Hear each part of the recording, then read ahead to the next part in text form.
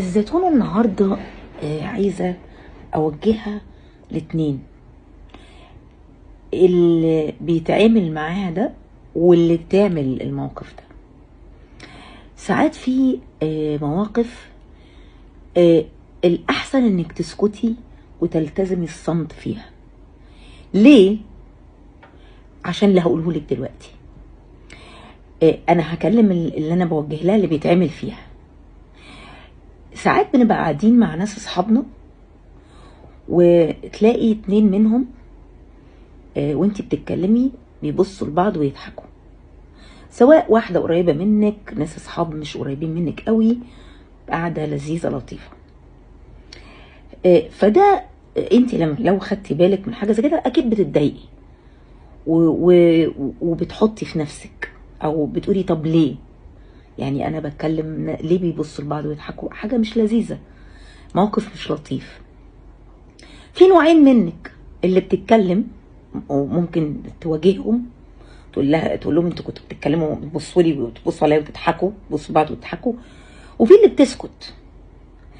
اللي بتتكلم انا شايفه انها تخسر. ليه؟ لان هي لو واجهت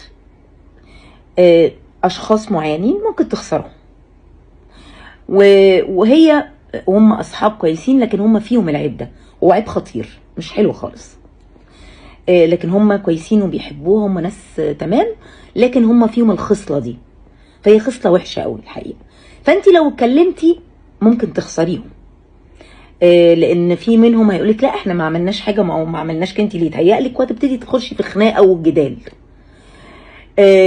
النوع التاني اللي هي بتسكت، وده انا اللي افضله الحقيقه، عشان زي تكمله الاولانيه، ان انا ما اخسرش حد انا بحبه وهو بيحبني وهو كويس، بس هو فيه عيب، حتى لو العيب ده وحش بس هو في حاجات تانية كويسه.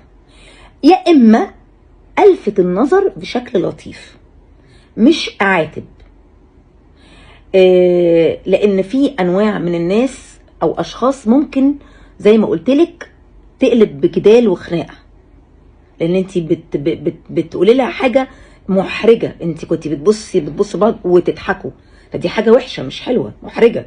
فهي بالتالي ممكن انواع ناس او اشخاص، ناس معينه ممكن تبقى تتخانق معاكي عشان هي اتحرجت او ان هي مش شايفه نفسها غلطانه وهي ما عملتش بتغطي على اللي هي عملته يعني. فانا شايفه ان في هذه المواقف ان تلتزمي الصمت احسن، تسكتي خالص او